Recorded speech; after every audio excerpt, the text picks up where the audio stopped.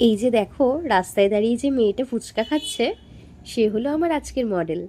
আমার এটা ভেবে ভীষণ ভালো লাগে যে এত মেয়ে যারা আমার কাছে বিনা পারিশ্রমিকে সাজতে চায়, শুধুমাত্র আমাকে কাছ থেকে দেখবে বলে।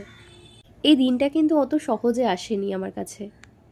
বড় বড় নামকরা শিল্পীদের মতন আমার হয়তো বড় স্টুডিও নেই, নানান ধরনের সেট আপ যেগুলো একটা স্টুডিওতে থাকে সেগুলো হয়তো তেমন কিছুই নেই, তবু মনের জোরটা আছে।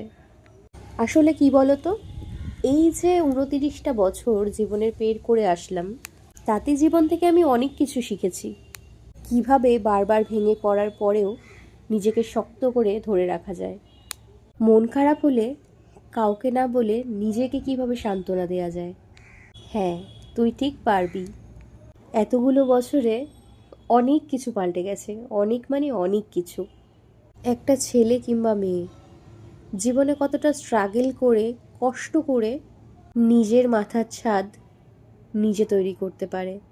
হয়তো সেই জন্যই আমার কাছে হয়তো দামি কোনো গয়না নেই, বাবার পয়সা থাকলেও কখনো তাতে অধিকার ফলায়নি।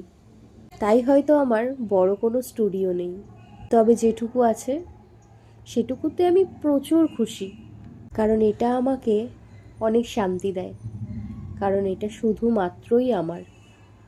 আসলে কি বলতো, আমরা না বড্ড মানুষকে দেখাতে ভালোবাসি যে আমাদের কতটা কষ্ট।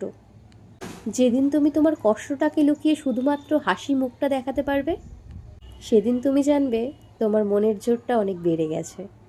আর যেদিন থেকে তুমি অল্পতেই সুখী হতে শিখে যাবে, সেদিন জানবে তুমি জীবনে অনেক কিছু করতে পারবে। কারণ আমাদের শেষ করে দেয় লোভ। আর জীবন থেকে যদি তুমি লোভটা বর্জন করতে পারো, তাহলে তুমি পৃথিবীর সবথেকে সুখী মানুষ। স্বপ্ন দেখো, স্বপ্ন দেখতে মানা নেই, সেটাকে পরিশ্রম করে রাত দিন এক করে বাস্তবায়িত করার নামই কিন্তু সফলতা।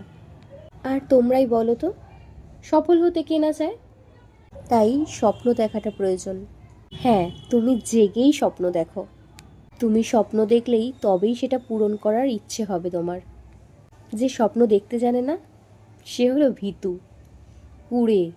তার আসলে জীবনে সেভাবে কিছু করার উদ্দেশ্যই নেই।